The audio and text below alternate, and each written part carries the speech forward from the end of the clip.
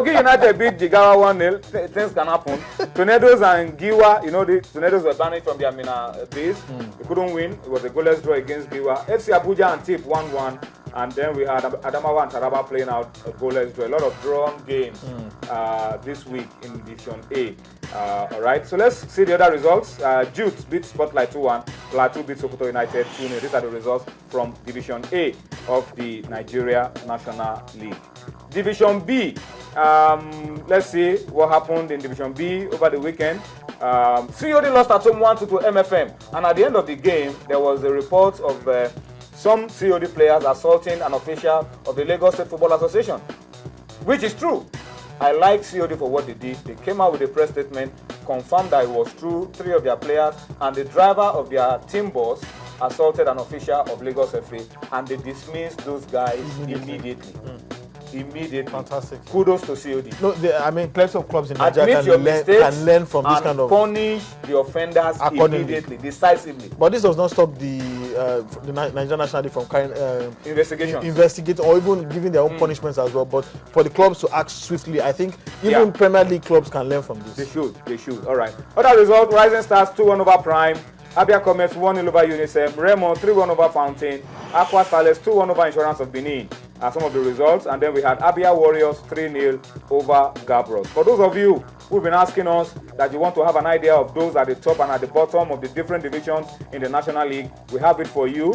And remember, some teams pulled out from the league, so their results were cancelled, and so the table had to be rejuggled. In Division A, Giwa is on top now with 46 points. FC Taraba is second with 39 points, and Plateau United are third with 39 points. I think Giwa are almost as good as being in the Premier League next season. DSS are fourth on the log with 37 points. Only the top 2 teams qualify. So I think Giwa are as good as through to the Premier League. That's a healthy lead. Healthy lead. So Plateau and Taraba will fight for the second ticket from Division A. Let's check out the bottom and see what it looks like. Jigawa, who just dropped from the Premier League not too long ago, with 32 points. Kogi United with 31. Adamawa with 30. FC Abuja with 25. Why is Kogi United here, for God's sake? Why is Kogi United here, for God's sake? All right, let's go to Division B and see what it looks like in Division B, and check out the top 4 in Division B. We have Abia Warriors with 38 points. Crown 38 points. Remo Stars 37 points. UNICEF 35 points. These ones will go right down to the wire. You can be sure that this will go right down to the wire. And then the bottom, we have Abia Comets with 30, Insurance with 30, and the goal difference is the same, -3, -3. Rising Stars with 29, goal difference -4. Fountain look like they are dead and buried, 23 points, goal difference -14. Any of the other things can still survive, but Fountain look like the waters have run dry. Very sadly. It's very sad for Fountain. All right, but you know they had plenty of problems at the beginning of the season. Transition from Ocean Boys to Divine Warriors, from Divine Warriors to Fountain, and that's why Fountain have found themselves where they are at the moment. But let's bring you into all of this and allow you to talk to us. Our feedback on Sports Tonight. Talk to us. Let's know what you feel about these issues. Talk to us on Facebook. Talk to us on Twitter. The handles are showing on your screen. We will read your comments real time on Sports Tonight. All right, so please talk to us. A whole lot of issues to talk about: the Flying Eagles, the Super Eagles. What were the lessons from the Confederations Cup, and then local league, National League, all of that? We'd like to hear from you on Sports Tonight. We'll go on a quick break now. When we return from the break, we have a young man who will join us, who will look at athletics. We'll talk about the prospect for Nigeria and the World Championship that is fast approaching. We'll be right back. At first, it's only anticipation that something is about to happen.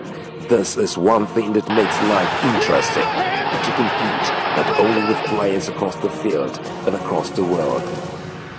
It makes me feel joy when we win and sorrow when we lose. The action and reaction, colliding, falling, dropping, despite the odds. I love it because it brings me tears. Tears of victory, tears of joy. The skill that leads to the pass that leads to the shot that leads to the goal that determines the ultimate Channel Sports, defining the moment of true sport. Every day you invite us to your home. Now we invite you to our homepage. Join Channels TV on social media. Hang out with us on Google Plus/Channels Television.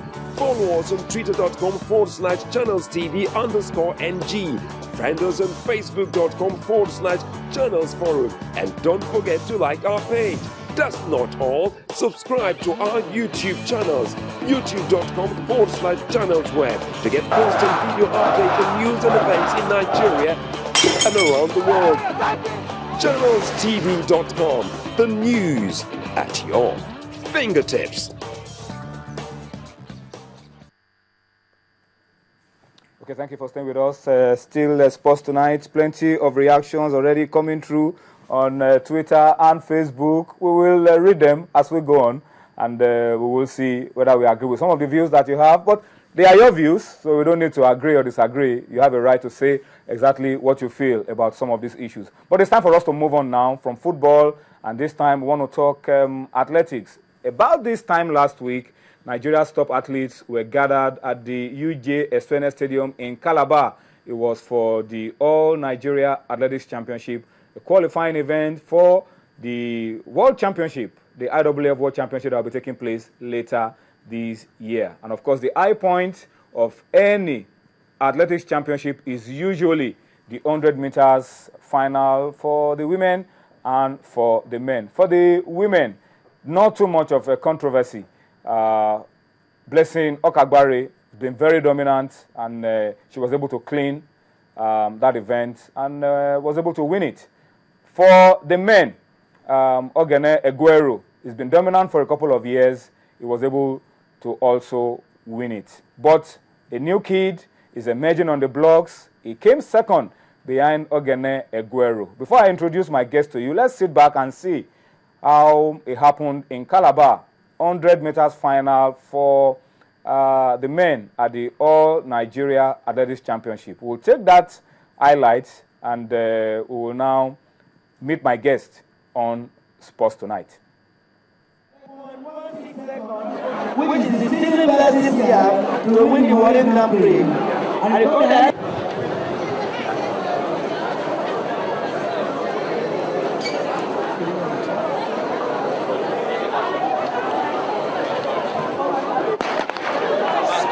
here they go now. 100 meters, men's fight, winner.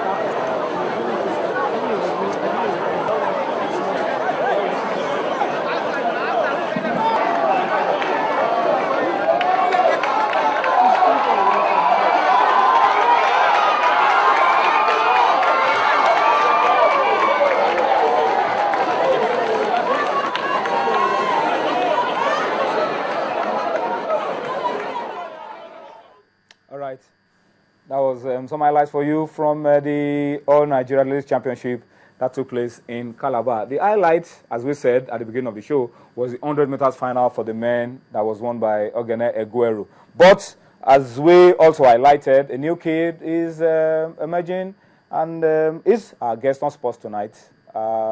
Let's meet Adeseye Ogunlewe on Sports Tonight. Not Senator Adeseye Ogunlewe, but something close to it. Sheye, good to have you on Sports Tonight. I'm happy to be here tonight. Let them see the medal. And this is the medal. Yeah, silver medal. Silver medal. My first ever national medal. So I'm happy. Congratulations. Thank you very much, guys. How does this make you feel? makes me feel happy. I feel that there's progress in